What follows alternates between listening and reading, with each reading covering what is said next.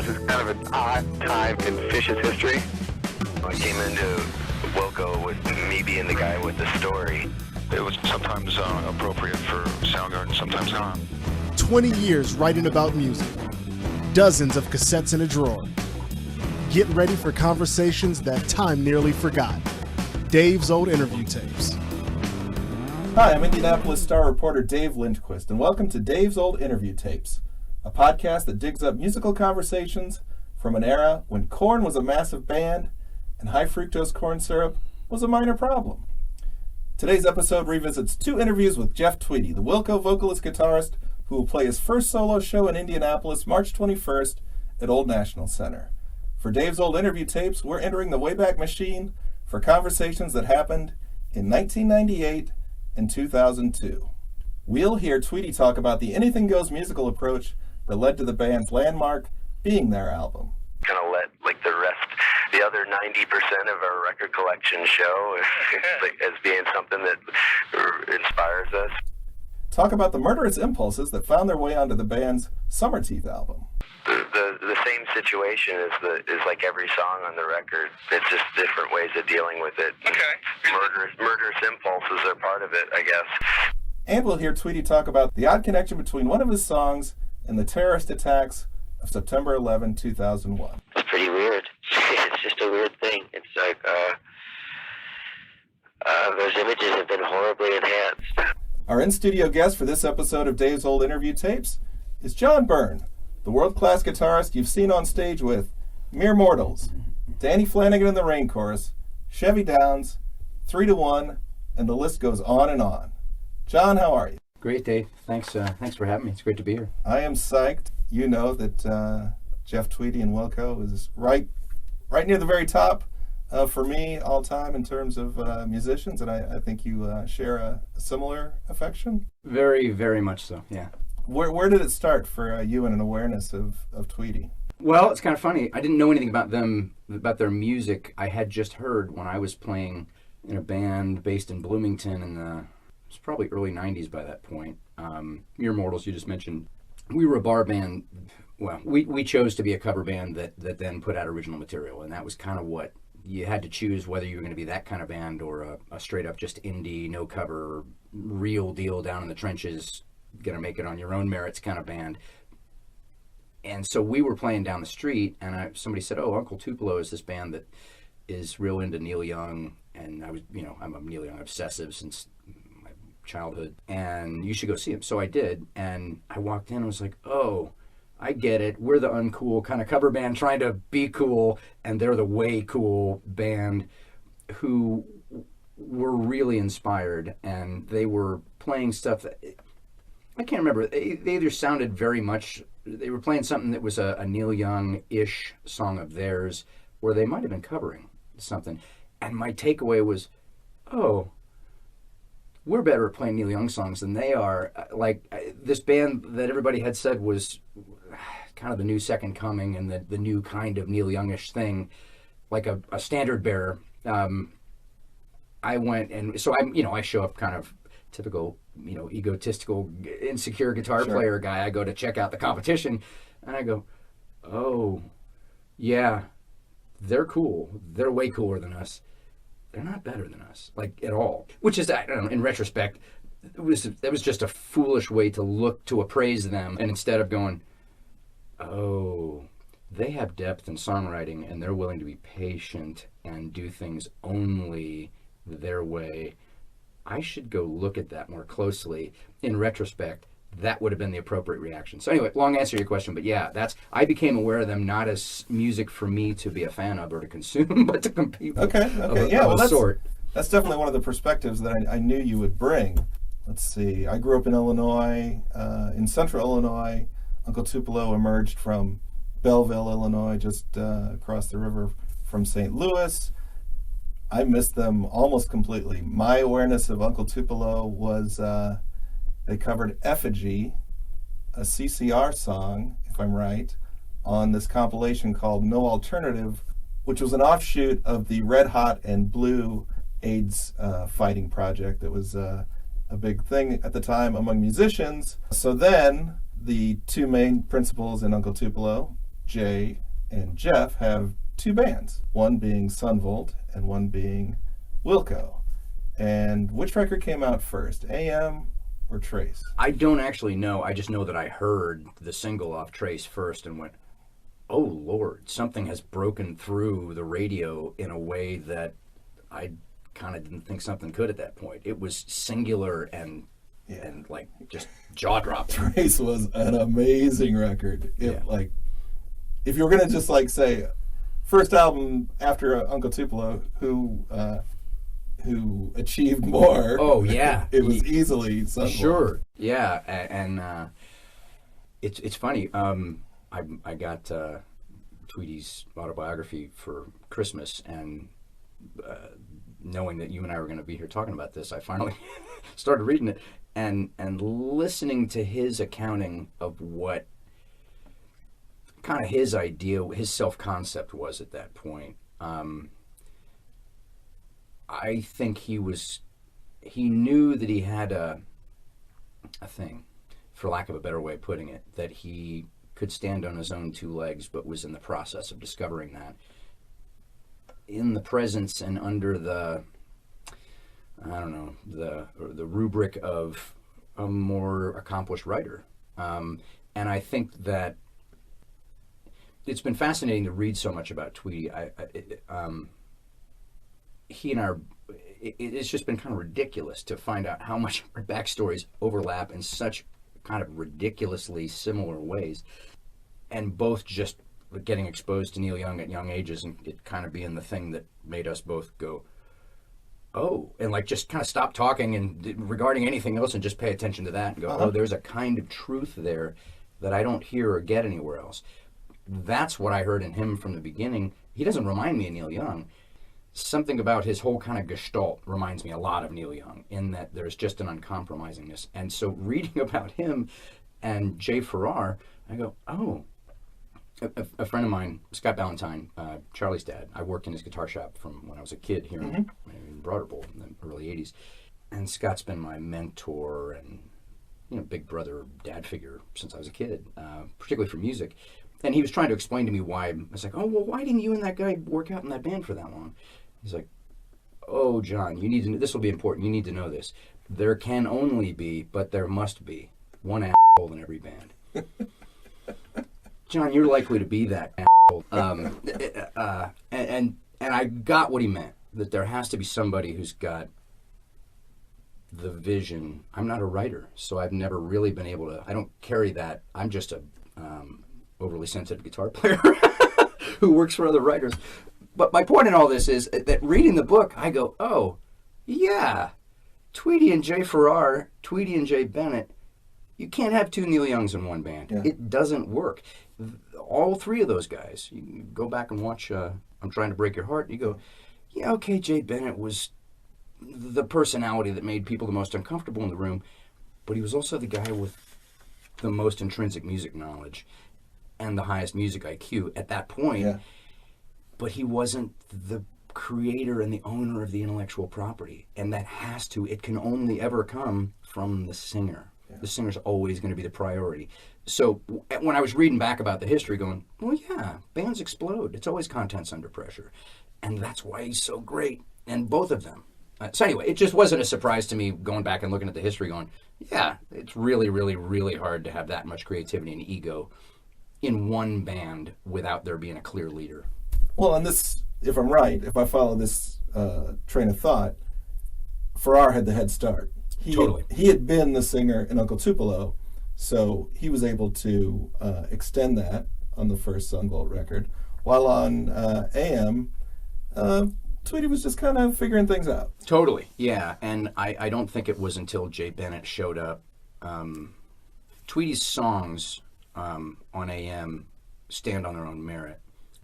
And there's nothing wrong with the performances, but the thing that makes Wilco Wilco is definitely this incredible synergistic alloy of whether it's 4, 5, 6 people playing parts that on their own wouldn't make any sense. You put them together, and you have a catalog and an arc, an oeuvre that's I think, unimpeachable, as good as it gets. And I don't think it happens with that. I mean, again, you go back and watch I'm Trying to Break Your Heart about how many times they would go back and break a song back down just to end up with a finished product that sound really different from how it began. Yeah. I am trying to break your heart. All right, well, let's put a pin on Jay Bennett and that documentary because I want to talk about that later. Let's hear from Jeff Tweedy himself. This first interview I did with him in 1998 was still in the kind of long gestating victory lap of being there. It was a fun, effective rock and roll statement. And one of the things that I loved and always have loved and always will love about that record is that it's a singer singing about being a fan of music, singing about being a musician, just song after song from Misunderstood, Sunken Treasure, Red-Eyed and Blue, The Lonely One, Hotel Arizona, Monday, all have lyrics that talk about that kind of stuff. So when I got Jeff on the phone, I wanted to talk to him about that. At the time I was writing for Being There, I was kind of reassessing this whole life I've spent playing music, like since I was 14. So, and just how important and how maniacal I've been about it. How important it's been to me, and like in the face of, well, being a dad, knowing I was going to be a dad, and how much that was going to have to change my priorities, and also just with the, I don't know, the insight I got from like Uncle Tupelo being sort of mythologized a little bit in hindsight, and the insight is like being a person that makes records and still feeling like a fan and not really knowing what to do with this side of yourself that has people that treat you the same way that you treat people that make records. I think that's a really interesting thought that, hey, I'm a fan, but now you guys treat me like the people I'm a fan of. I see a very clear connection between Axl Rose, John Mellencamp, and Peyton Manning. Okay.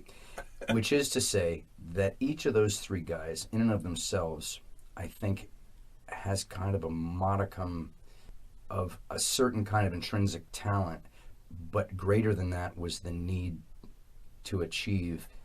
And I don't know what hole they were trying to fill. I got a little bit of an idea based upon what I've read about Mellencamp and Axl Rose, because they've been written about a lot. I don't know much about Peyton Manning's origin story. I'm sure it was quite different. But in each of those people, and in almost every other rock and roll achiever, I see a deeply insecure person trying to find a kind of validation that just to get even with how they see everybody else. And Tweedy's written about that, and he's talked about it a little bit, but I've never gotten the sense that, unlike almost everybody else I've dealt with in rock and roll, that he's on an ego mission. I don't think you can get up on stage in front of people. I don't think you can write songs and inflict them on people, or try, without an element of self-concept that looks to people like egotism.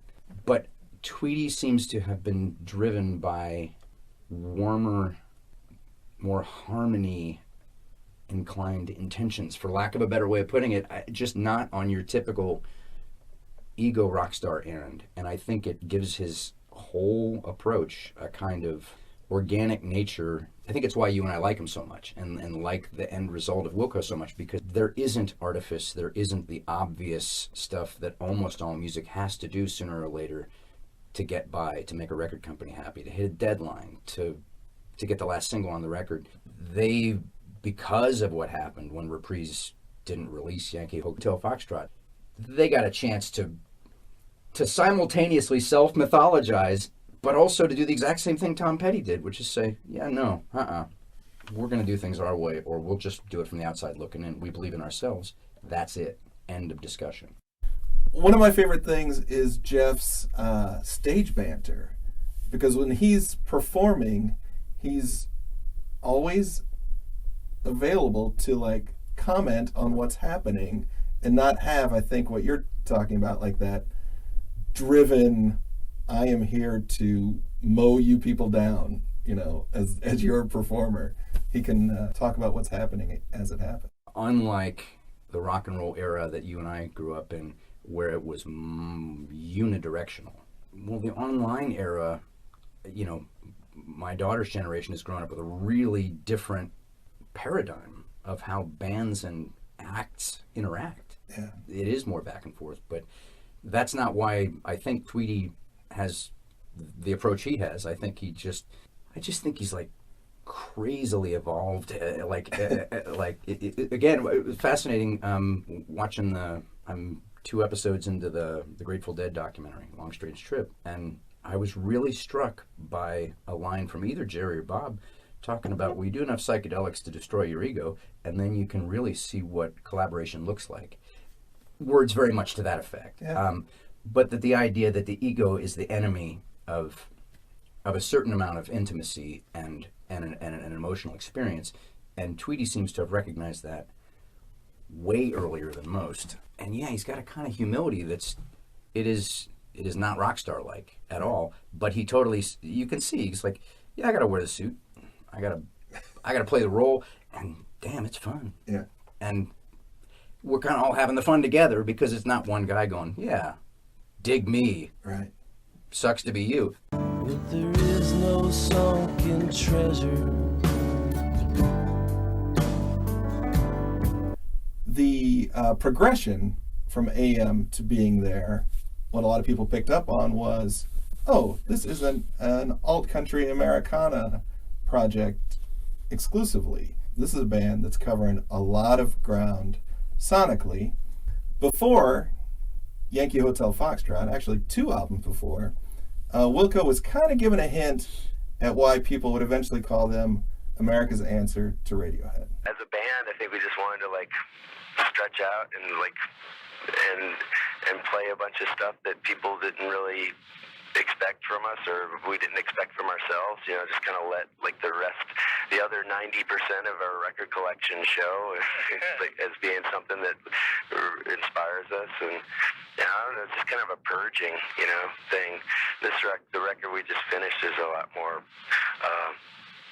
It's got a thematic bent once again, but it's more concise. A little narrow and lean, are those maybe words that...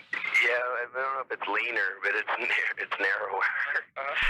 I lived in Northwest Indiana when Being There was released, which gave me the opportunity to see, 5 or 6 shows during that era, including a really strange one in a lecture hall at Harper Community College in Palatine, in which the audience, it's a lecture hall in which the audience is in a rising bowl, and our seats had the desks where you pull them up from the side, and the band was down on the floor, and there was no lighting. It was just like they were playing in a college lecture hall.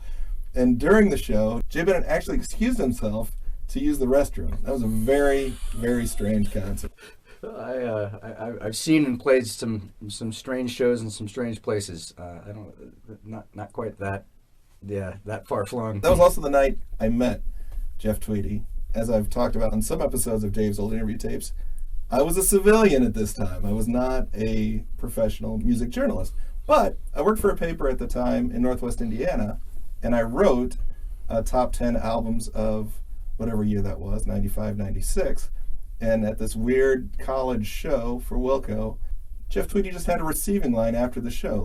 The meet and greet was everybody who was there. You could go up and talk to him. And I got my chance to get to the front of the line, and I said, "Oh, Jeff, Being There, so great. I write for this newspaper in Northwest Indiana. It was number 3 on my list of albums this year," which he seemed to be fine with.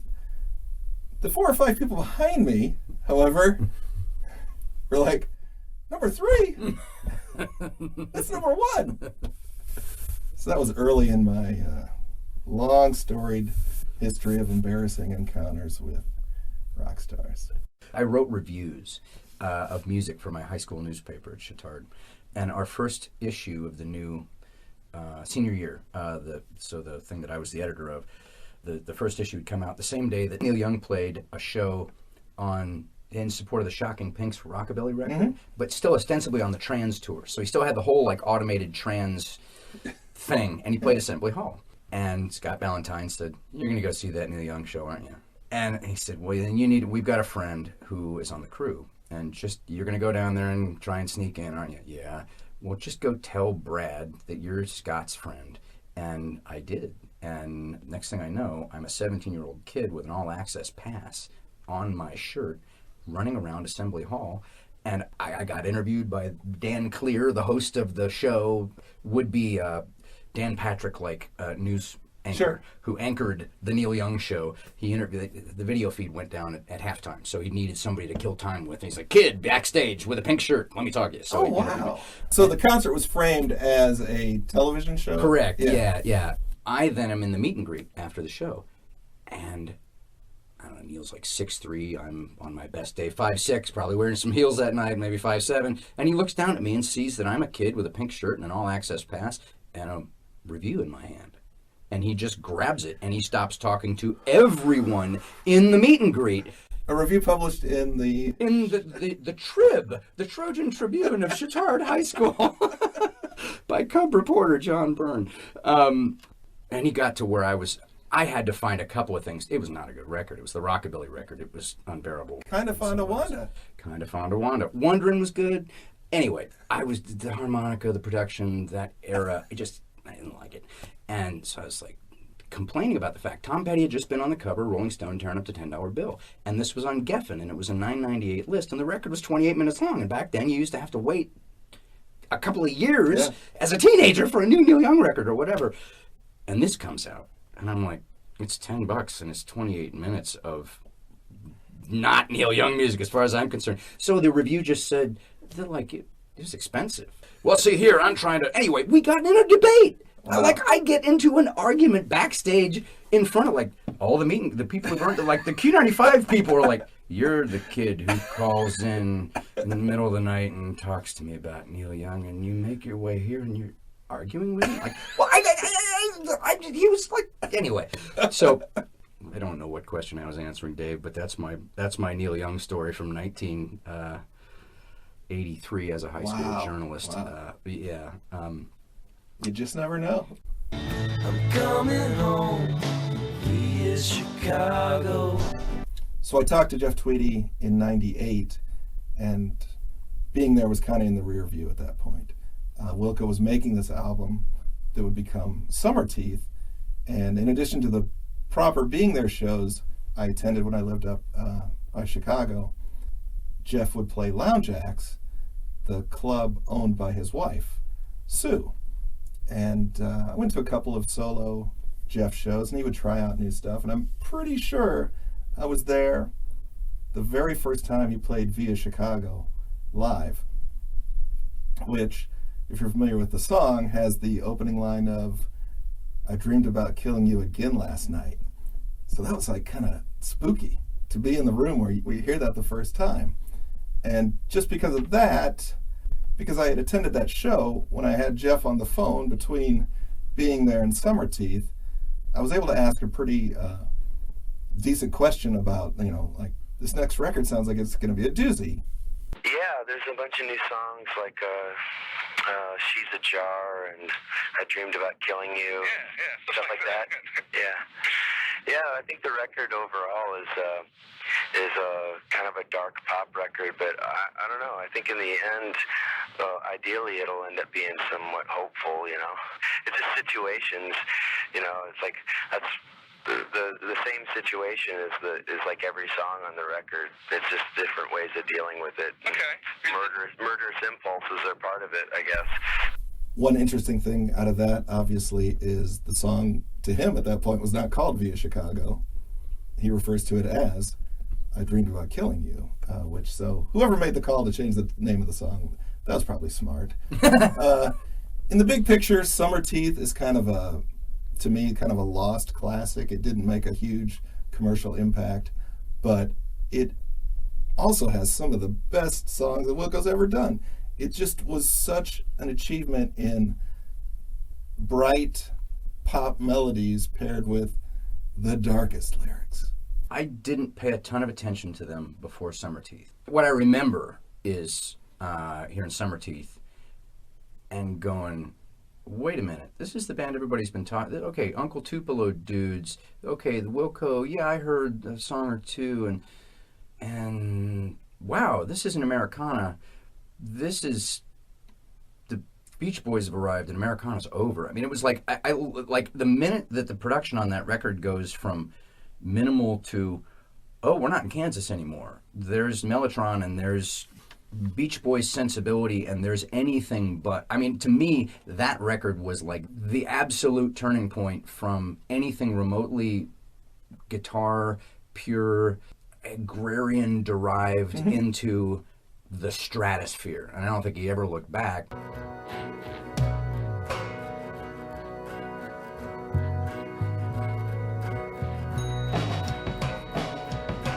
Fast forward, they get through Summer Teeth. They don't set the world on fire commercially. Reprise is probably like, what are you guys doing? They make this record called Yankee Hotel Foxtrot, turn it into Reprise, and they're like, yeah, we don't dig what you guys are doing. And the rest is somewhat history, chronicled in the documentary, I'm Trying to Break Your Heart. To me, the memorable quotes from that documentary are when Tweedy is explaining to Bennett, and this really goes back to what you were saying earlier, a circle can only have one center. The humblest leaders I know sometimes appear wildly egotistical because they just see things for what they are. And I think I'm not a leader, but I've been a guy with some strong ideas in the past, and I think what you watch footage of Wilco and you hang out with enough bands and watch what passive-aggressive behavior looks like, and you go, oh, Jay Bennett was never going to last long, because the rest of those guys just don't seem to have that gear to shift into. So there's a sincerity there and a modesty, but then I think from a point of view, I think Tweedy's just a really evolved guy who goes, yep, I didn't mean to be here, but I'm possessed of this talent and this need to act on this talent, and you people seem to want to go with me. That makes me have to step up to the plate and call myself leader in a way that I never imagined I would. I'm doing an awful lot of imagining what it's like in his head, I suppose, but he just doesn't seem like a guy who woke up going, yeah, man, I need a bunch of troops behind me so I can go be Jeff in front of people. I think he arrived at it because he couldn't find any other way to live that wasn't. Yeah. Just couldn't find any other way to live. Well, it's interesting, and again, like you just said, we're kind of doing dime store analysis that we really don't know the insider story of, but the fellow musicians in Wilco kind of come and go. One of my favorite people on the planet is John Sturrott, the bass player who's been there since Uncle Tupelo, but basically every other position in the band has changed, and it's very sturdy and stable for the last decade or so. But do you think Tweedy struggled with, okay, these guys are willing to sublimate themselves a little bit for what our mission is, and Jay Bennett is kind of a headstrong guy that wants to help drive the bus too? Certainly. Again, all great bands are contents under pressure, and they all explode sooner or later. Some bands have more grown-ups in them than others that can go back and go, wow, so we just exploded. Okay, let's figure out why, and but can we still find a common ground and be on a mission together? I didn't get the sense that Jay Bennett had that gear to shift into at the time. Watching that film and being, a multi-instrumentalist with the initials JB, who's been a temperamental, difficult guy from time to time, I was going, Hit me. I'd rather be Jeff Tweedy here. I'd probably rather be Jeff Tweedy, period. But I think that in Jay Bennett's world, if he'd had another 5 or 10 years to just let the wavelength play out and find out what adulthood looks like without... I think as soon as the camera started rolling, he got all the more insecure about appearing less than and Jeff appearing more than. Yeah. For good damn reason. Yeah. Now, maybe the part of growing up that he needed to do was go, yeah, let him be Jeff. It's a lot less work for me just to be the clever guy in the corner, getting to hang on to a Jeff.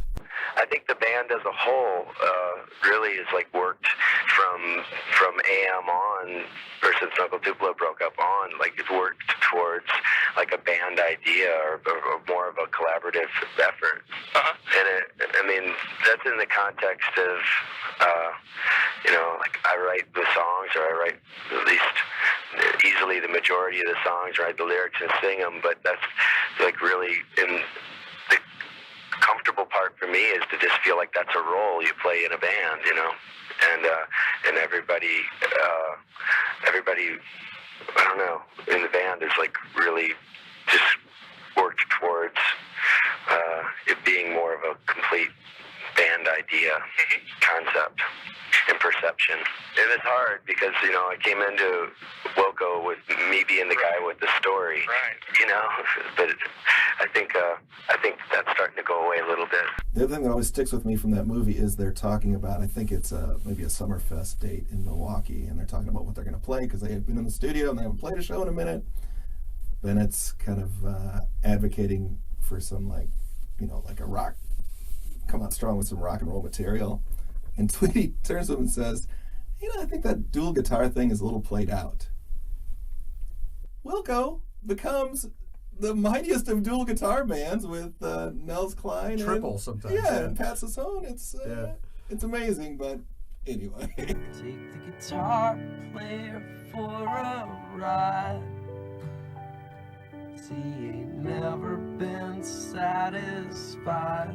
Boy, I'm so far down the rabbit hole of like studying the accompanists to writers. So the nuances of Nels versus Jay Bennett versus any number of other, instrumentalists who've tried to fill that sort of archetypal role over the years. Jay Bennett seemed really emotionally needy. Nels Cline seems like a grown-up who showed up and went, cool. Let's do some yoga. This is where I fit. Yeah, let's do some music. Let's be on a planet and be cool. I just don't. They don't seem like needy people to me. Jay Bennett did. So it's it's not an either or, but the guitar thing that they've done. When Pat Sansone does all the rock star posing, 2 or 3 songs per show, you go, yeah, it's a wink and a nod, but it's also a nod to the fact that it's still fun. Rock and roll is still kind of a silly, fun pageant, and they're not above going, let's have some silly fun. Yeah. But not because our insecurities need us to. But like they're deconstructing it, I guess is the best way to put it. Possible Germany, likely Japan. The band that I play the most with here in town the last 5-6 years is called 3 to 1. And it's fundamentally a trio. I'm on 40-50% of the gigs as a fourth wheel, and then we have another version that's got a whole bunch more people in it too. But we've picked up a couple of Wilco tunes. Oh. One of which is Impossible Germany. Yeah. We did it at Tonic Ball last year, and it's a symphony. You can't do that. I mean, the song is kind of in its own way about rock and roll guitar battledom. I mean, it really, but in this deconstructionist, super smart way. But it is a hell of a piece of music. I mean, you listening to it, I'm sure anybody would go, it sounds like a lot to learn. It is. Yeah. And learning to play that song and execute it live was a clinic in how thoughtful they are in guitar, well, in overall arrangement. You don't get that by accident. I think Impossible Germany is Tweedy's finest guitar moment. Tough to find a better one. And Pat comes in like with him, and Nels. We can't say enough about Nels as a guitarist. I mean, he is the peak. So like, Nels does his thing, and Jeff matches it, and Pat comes in, and then all of them are doing it. It is really cool. Yeah, and they're not stepping on each other's toes. They're starting in a minimal place, ending with a kind of crescendo, a kind of musical achievement you only get if all cylinders are hitting.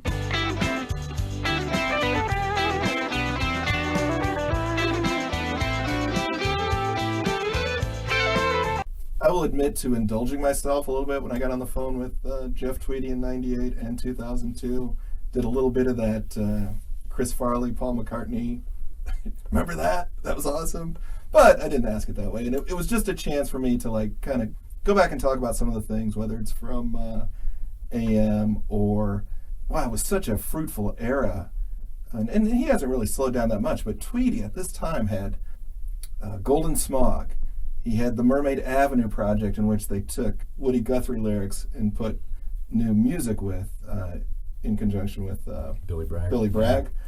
He made this record, Loose Fur, with Jim O'Rourke, who's known as a collaborator with Sonic Youth.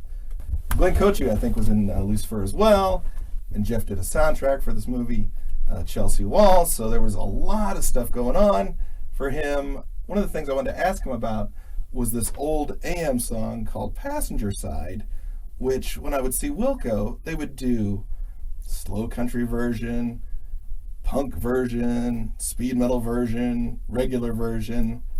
Well, Passenger Side seems to be a song that we haven't figured out a way that we can't play it yet, you know, which I guess means it might be like the only good song I've ever written, because it can like transcend all the stylistic changes, and it always feels like a song, you know. Yankee Hotel Foxtrot is released, and there's a song on there, the great Wilco song that's still firmly entrenched in the set list, called Jesus, Etc., which have these lyrics that seem to foreshadow the September 11th, 2001 terrorist attacks.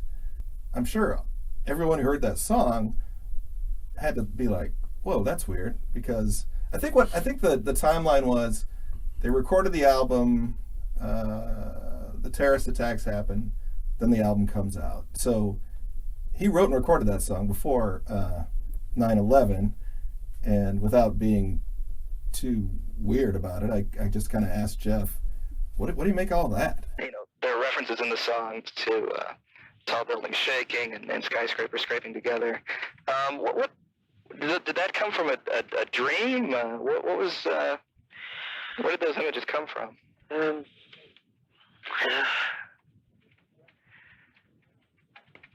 I'm not sure. You know, I don't really know if I could honestly say where anything comes from that I write. You know, it's pretty weird. It's just a weird thing. It's like those images have been horribly enhanced. I thought that.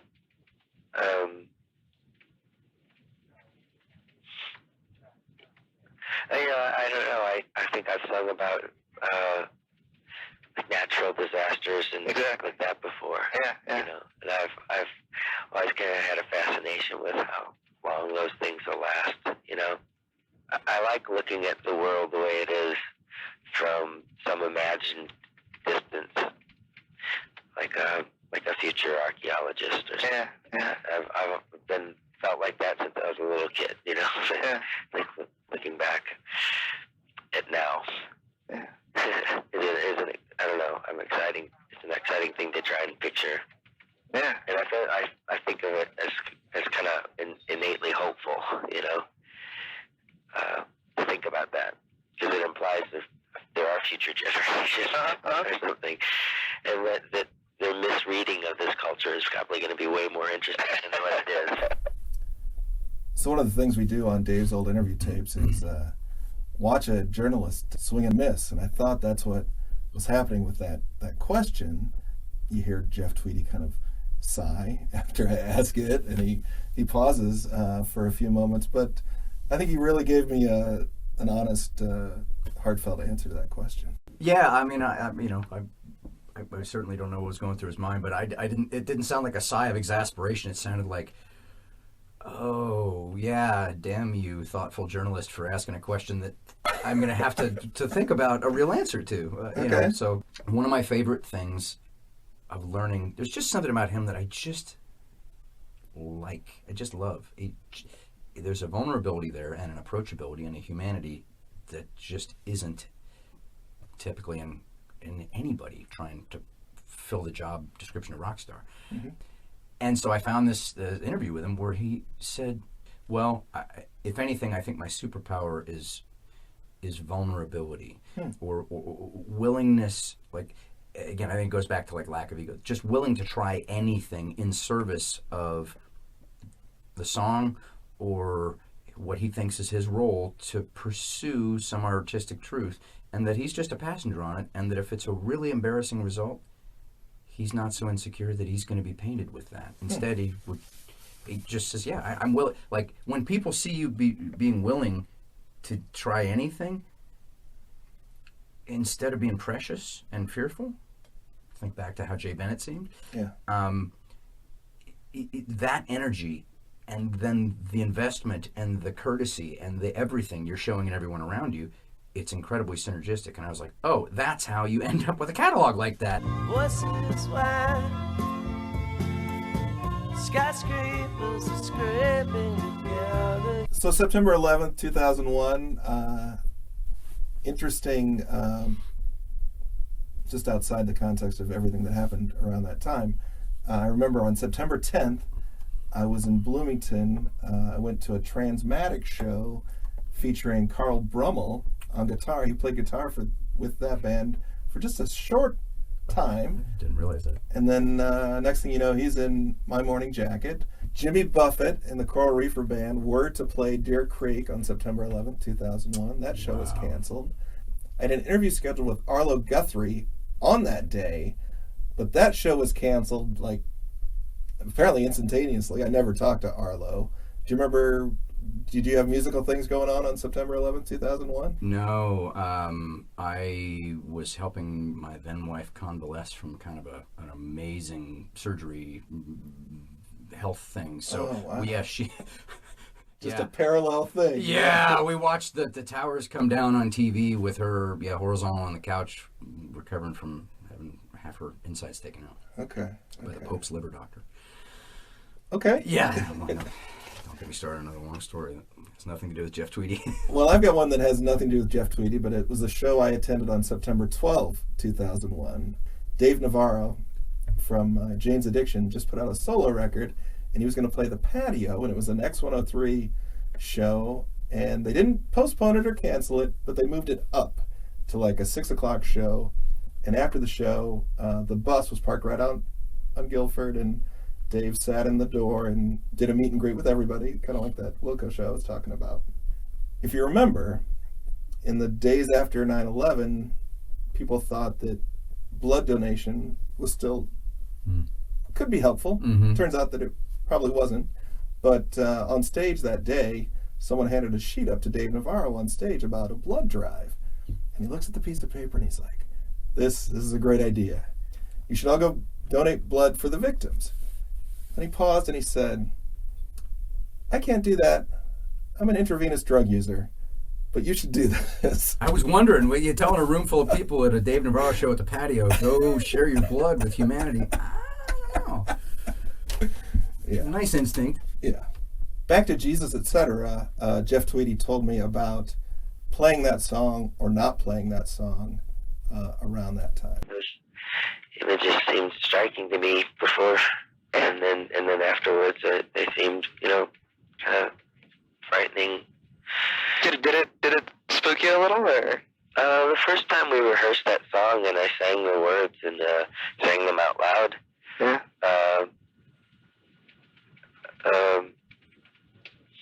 I think we felt like it was a little too much to play. We didn't play that song on the first tour, which was on the East Coast, which included, playing in D.C., maybe 7-8 days after, and, in New York, a little over a week after. Yeah. 2 shows in New York.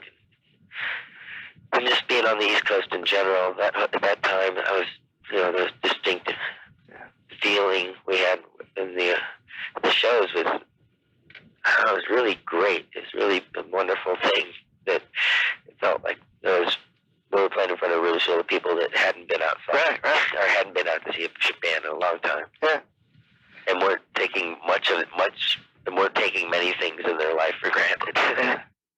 Jeff Tweedy plays a solo show March 21st at Old National Center. So in this context, there's a decent shot that we might hear an old Uncle Tupelo song that doesn't get played by Wilco all that much anymore. It's a song called New Madrid, And when Jeff was talking earlier about writing about natural disasters, that's a song written about the great Midwestern earthquake that may or may not hit us at any time.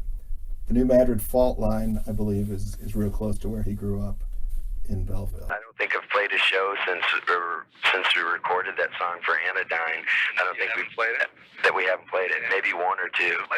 It's just a comfort thing, you know. It's like if we can if we manage to get to New Madrid anywhere it is in the set, like automatically, it's like, you know, it's like grounding. You know, it's such a simple song, so easy to play. And so it's like about passenger side. I think maybe it's one of. Okay, maybe I've written two good songs. The self-deprecating Jeff Tweedy. No doubt. I really related to that. Part of the reason I think his thing about vulnerability connected with me is that with 3 to 1, I've sung songs a little bit in bands I've been in since I was in high school.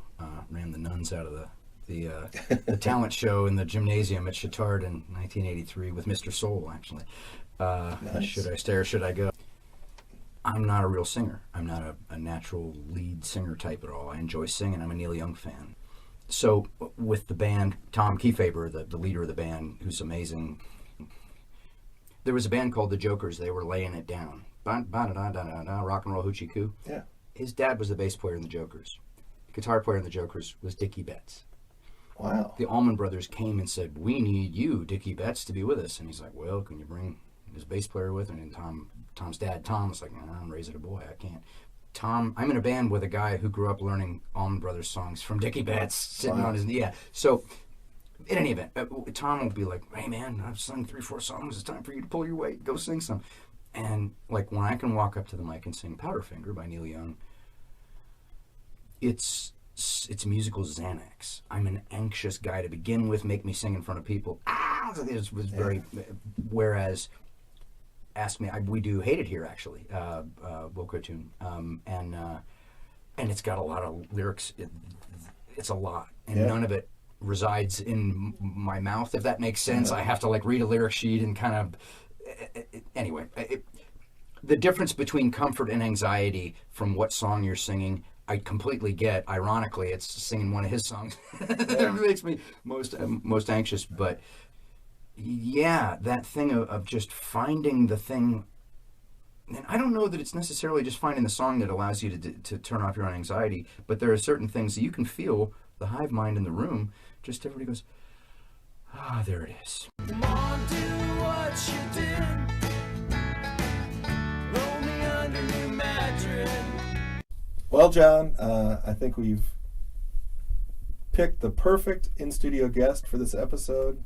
You have shared so much great insight, and it was just a blast talking to you about Wilco and Jeff Tweedy. Oh, thanks, Dave. Man, my pleasure. Thanks for having me. Thanks, as always, to our listeners. If you're at a place where you can rate the podcast or tell your friends, all of that is appreciated. We will return with another episode of Dave's Old Interview Tapes.